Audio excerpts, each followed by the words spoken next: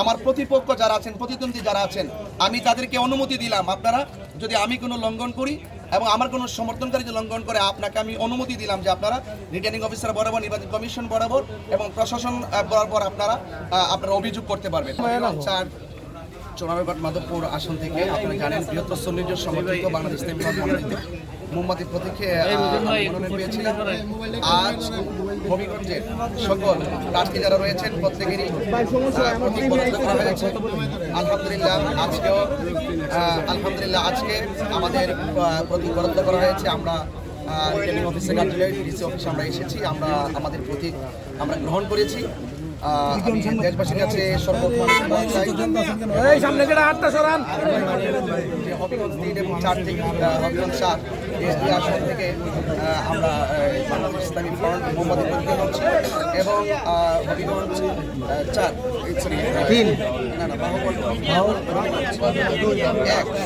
থেকে আমাদের সেলিম ভাই চেয়ার প্রতীকে নির্বাচন করছেন।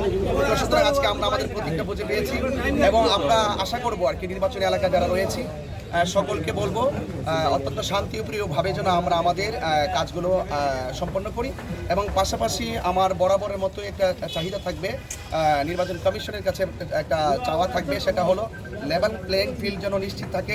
যার যার যে প্রার্থীগুলো আজকে এখানে আত্মপ্রকাশ করেছেন প্রত্যেকে নির্বিঘ্নে যার যার সমর্থন, যার যার প্রতীকের প্রচার প্রসার করবে। কেউ যেন কাহারও যেন কোনো প্রতিহিংসা না করি, কোনো ধরনের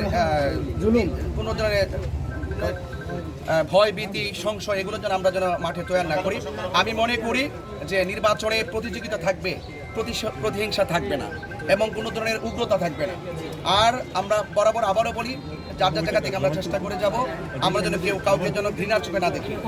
তো সেই জন্য অবশ্যই আমাদের রিটার্নিং অফিসার আজকে একটি গুরুত্বপূর্ণ কথা বলেছেন। আমাদের যে প্রচারণার ক্ষেত্রে কিছু দিক নির্দেশনা দিয়েছেন এবং আচরণ বিধির উপরে খুবই গুরুত্ব দিয়েছেন।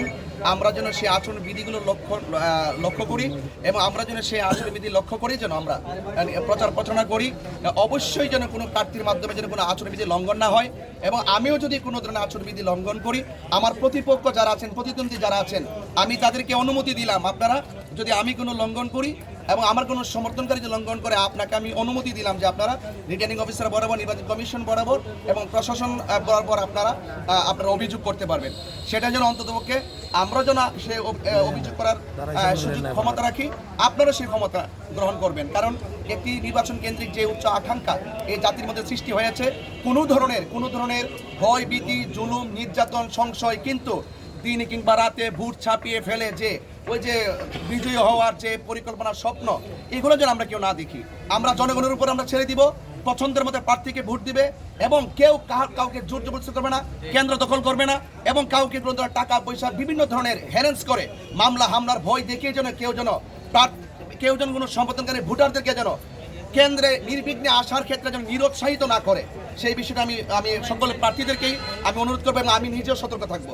এবং পাশাপাশি যদি কেউ এরকম কিছু করে যে কেন্দ্র দখল করা, রাতে ভোট, দিনে ভোট কিংবা প্রার্থীদেরকে হ্যারাস করা, মামলা টামলা করা, আমার মনে হয় যদি এরকম হয়, আবারও যদি অবতারণা হয়, তাহলে কি হবে যে এই রাষ্ট্র জনগণ নির্বাচন কেন্দ্রিক যে প্রত্যাশা করেছেন সেই প্রত্যাশার রুটম্যাপটি ব্যাহত হবে এবং আমি আশা করব আপনার কারণে এবং আমাদের কারণের জন্য সেই মানুষের স্বপ্ন যেন, কাঙ্ক্ষিত স্বপ্ন যেন ব্যাহত না হয়, সেটা আমি প্রত্যাশা রেখে আজকে বিদায় নিচ্ছি। আসসালামু আলাইকুম রহমতুল্লাহ।